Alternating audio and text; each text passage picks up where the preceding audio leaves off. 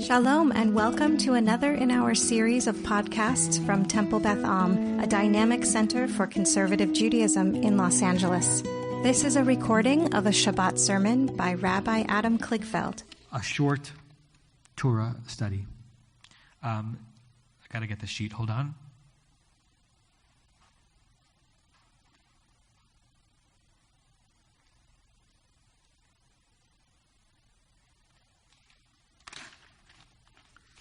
This text sheet was sent out in the pre-Pesach email, so it's available. Either you printed it out beforehand, if you're comfortable. It's in your email that came just before Pesach. I'm going to do a 10 to 12 minute discussion on something that's 45 minutes long, and because of the topic, we really should expand how much we say about this, and that'll become clear in a second. I'll start with two mini anecdotes. I shared some of this, I think, in one of the things that I did this week. It's been such a confusing week, I don't remember if I shared it at the Seder or somewhere else, but if you've heard it, it's because I've shared it at least once before. Javi used to work at an outpatient clinic in New York, a psychotherapeutic clinic. And when you walked into that clinic, whether you worked there or you were a client or a patient, there was a little sign over the threshold, a 2-word slogan, a 2-word mantra. And the mantra was, talking helps. That's it. Talking helps. So simple, right? Was talking magic? It's not magic, but it helps.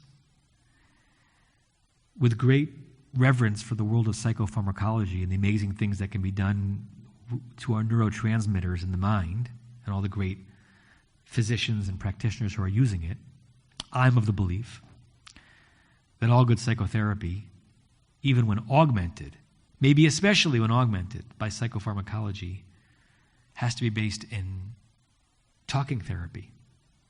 I know a lot of the world of psychiatry these days, and I don't poo-poo this, I'm just telling you my own personal experience with it, is focused on the administering of medication, which does miraculous things.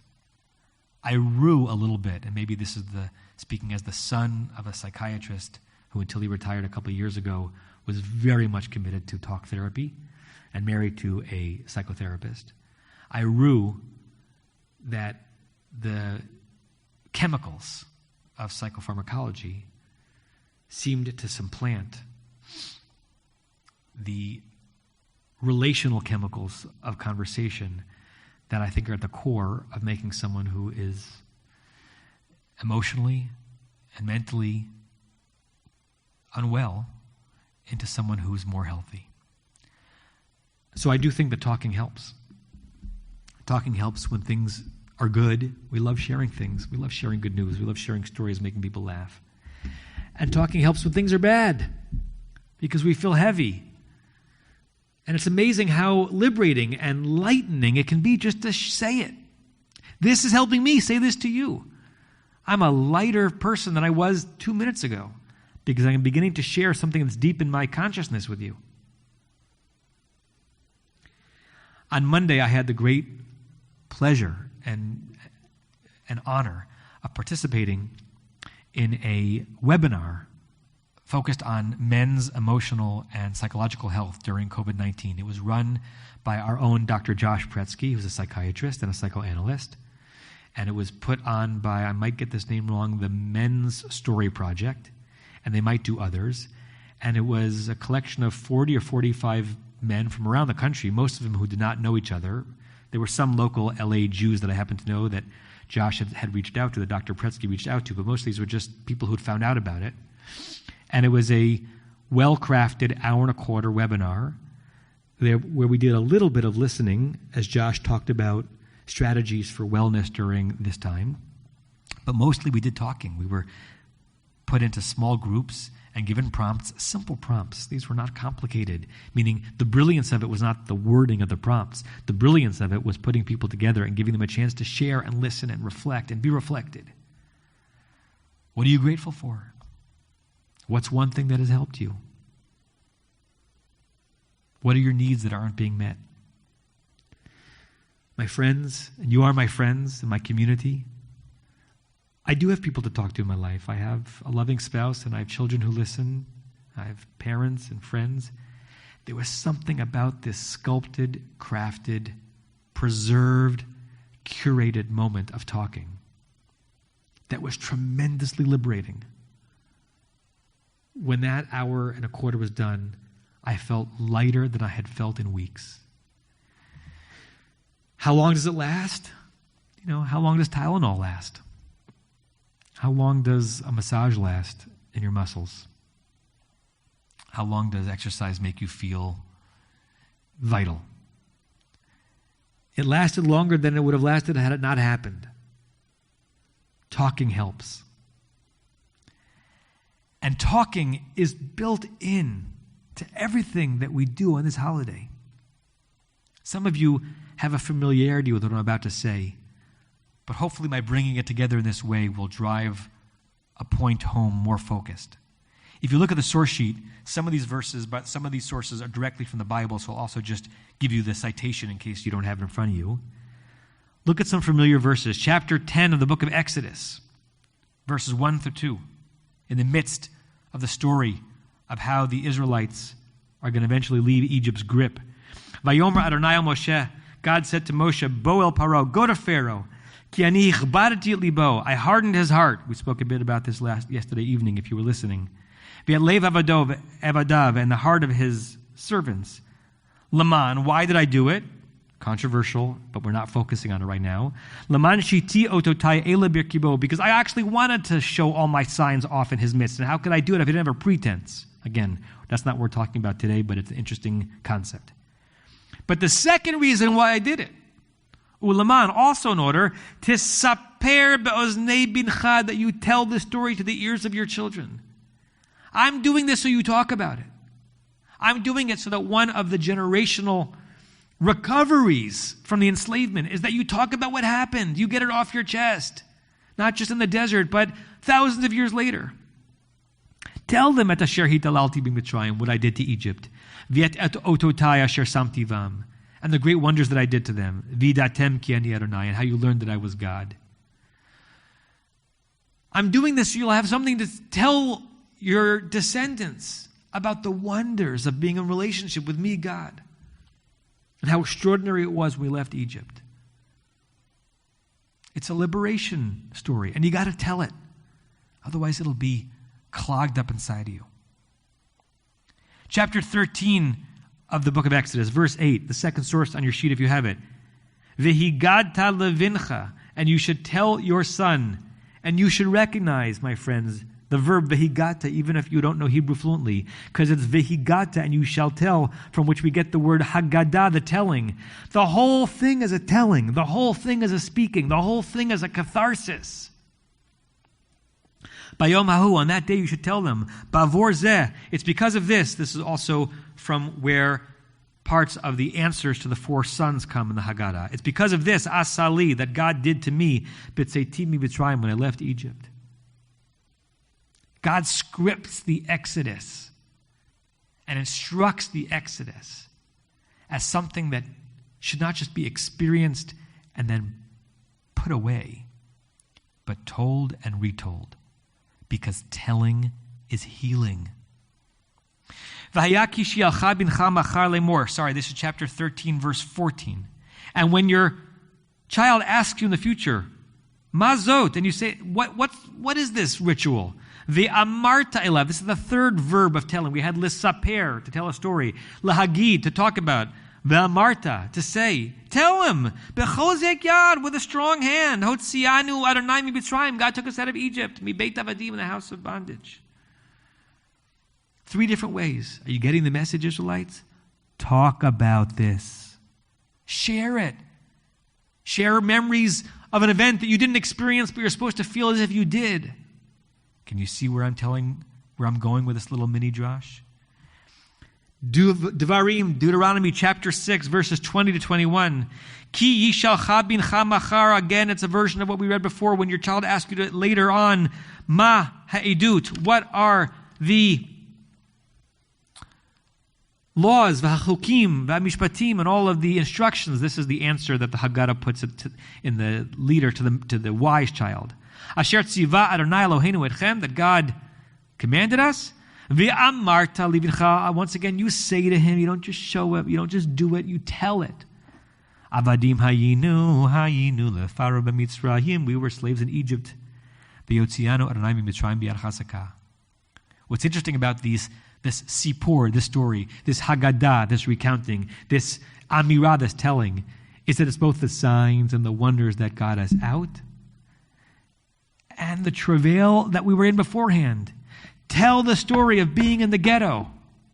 Tell the story of being slaves to Egypt. Share what it's like for you in this moment, in 2020. You keep it in. You're violating one of the core notions of the whole story of Pesach, which is to talk about what happens to you and share it with a family and a community so that it's lighter on your individual shoulders. There are several Kabbalistic and Midrashic texts that teach a version of what I have in the next source, if you have the source sheet. This is written by the Arizal, the great Ari, who was a Kabbalistic master of Lurianic Kabbalah. In his collection, Pri Eitz Chaim, the fruit of the tree of life, Sha'ar Chag HaMatzot, in the section dedicated to Pesach. You may have heard this game, this wordplay on the word Pesach, this notrikun. Notrikun is where you take a Hebrew word where you know exactly what it means, and you divide it into two words that probably don't mean what you think it means, but you're drawing some extra layers of content out of it. Lazeh nikra Chag HaPesach. That's why it's called Chag HaPesach. Not because the word Pasach, or not only because the word Pasach means to pass over, and that's exactly what the angel of death did to the Israelite houses on the night of the 10th plague. Perush, you can also read it as Peh, Sach. Peh, mouth. Sach, speech. Ki hu peh tfuna. On the way out of Egypt, we finally had a mouth of understanding. A mouth of understanding.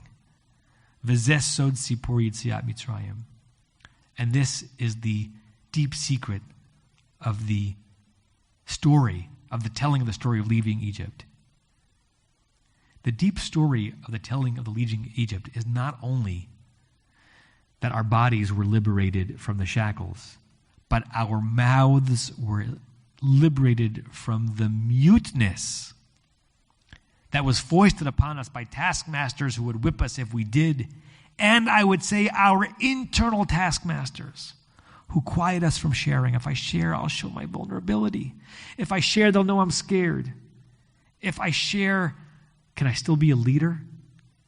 If I'm nervous, can I still be a father? If I'm worried, can I still be a parent? Those are internal taskmasters. Shackling our tongues from doing the very thing that's most natural and important for us to do, that a free person can do. An enslaved person, whether enslaved to an external force or an internal force, cannot speak. A free person has the right to speak in our country and in our society and our tradition, and speak we must about the things that are hard, because talking helps. From one rabbinic game to another rabbinic game, Notrikun, where we look at the words of meaning, the meanings of words, and we divide them into words that are clearly a playful way of doing it. There's also gematria, where we attach values to letters in the Hebrew alphabet and derive meaning from that. And we see that the word peh, mouth, the numerical value is 85. Peh is 85. Hey is 5. And what does peh produce? A milah, a word.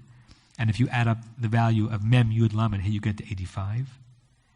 And sach, that other half of the drash, peh, sach, right? If we split up the word pesach into two, sach, the speaking, the articulation, the telling, is 68. And what else is 68? Chaim. Life. Speaking is life. And, even though if it doesn't work out numerically, holding in the speech can be devastating and deathly. Some of you asked me after my drosh last week, could I speak a little bit more to this moment? And so I'm speaking to this moment. My community and my friends whom I cannot see in person anymore. We need to talk about what's happening in our lives. And I offer myself, and the clergy offers themselves again, for 10-minute check-ins or half an hour sessions or longer, for you to unload, for you to share, for you to be heard.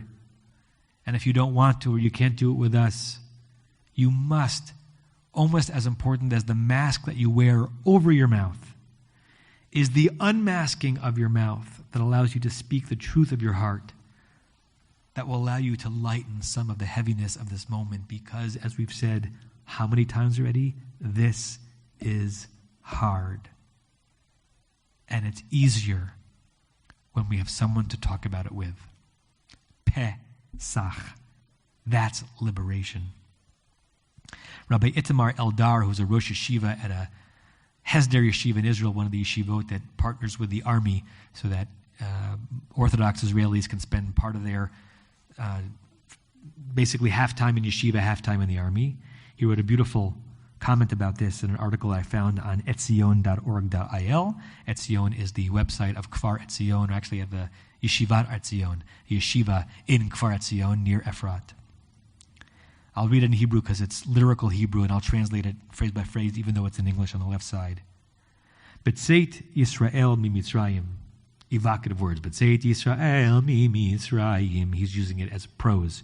When Israel left Egypt, hunach hayesod le'itzuv hatarbut v'hamoreshet. There was a tremendous foundation established for the creation of a culture and an inheritance. Orach HaChaim, a way of life. Orach HaChaim, by the way, is a reference to the first section of the Code of Jewish Law that talks about all of our holiday and blessing practices. Ve'erchei haruach, and spiritual values. Shel umah charasha, of a new nation. A new nation was being formed. Remember, we went down to Egypt as a family. We emerged from Egypt as a nation. Shezeh ata nitkabsha, a nation that just in that very moment was crystallizing. Uvarega zeh, and in that moment, hitna'ara me'afara. How do I explain this? It shook off the dust from itself, and you might recognize that Hebrew. Hitna'ari me'afar kumi. That's from the Chadodi, which itself is from of biblical origin. It shook off the dust, hada'at, the consciousness of that people that was about to be born, shook off its dust. Shehimtina, which dust? Or which consciousness that was waiting. Kaf vav dorot, 26 generations, the tradition that 26 generations were enslaved. The kolah shel hadat, and the voice of that consciousness, which is dibur, speech. Speech is the voice of consciousness. Speech is the letting out of what's actually inside. Nishma, it was heard. V'hamilah, this is a great play on words in Hebrew. V'hamilah malah, the word malah, circumscribed. The word milah means both word and circumcision. A mohel, same root. And in the biblical tradition, to circumcise. Lamul, you didn't just circumcise a foreskin, but you could circumcise a heart, to cut off the fleshy parts, that's the image of the heart that makes you resistant to things. The word circumcised, v'ga'alah, and redeemed, et orlot hasfatayim, the clumsy stuff on the edges of our lips. Moshe was arel sfatayim, he couldn't speak. That's not just a man who had a speech impediment. It was a nation that wasn't yet able to speak the way it needed to speak. And the word liberated it and cut off the parts of the lips that were unable to articulate important things. V'hasipur, and storytelling. V'hadibur, and talking. V'haggadah, Haggadah, and saying things. Hafchu, became liyasod hayasodot, the foundation principle. V'amud hada'at, and the pillar of the religion, of the consciousness, shel am Yisrael. We're a people of the book? Yeah. But we're a people of telling the story about being people of the book. We're a people of the land of Israel, yes. And we're the people of telling the story to our children and our grandchildren about why that land means something to us. And we're the people who left Egypt, yes. And we're the people who tell what it was like to be in Egypt, not just to complain, but to heal, not just to vent for no reason, but because every time we tell what it was like, we can move forward to what it could be like. And so on this Pesach, on this Passover holiday, where our lips are able to speak and where our hearts are so heavy and they might need a circumcision, I implore and encourage you to do even more of what I hope you're already doing, and that is talk to one another and talk to God and talk to me and talk to someone you can trust. And let's use speech and storytelling and honest sharing and vulnerable recitations as our Moses that's going to lead us out of this Egypt. Shabbat Shalom. You have been listening to another in our series of podcasts from Temple Beth Am, a dynamic center for conservative Judaism in Los Angeles. If you enjoy these podcasts, we invite you to write a review on the Apple Podcast site or wherever you get your podcasts. For more information about Temple Beth Am Los Angeles, go to tbala.org.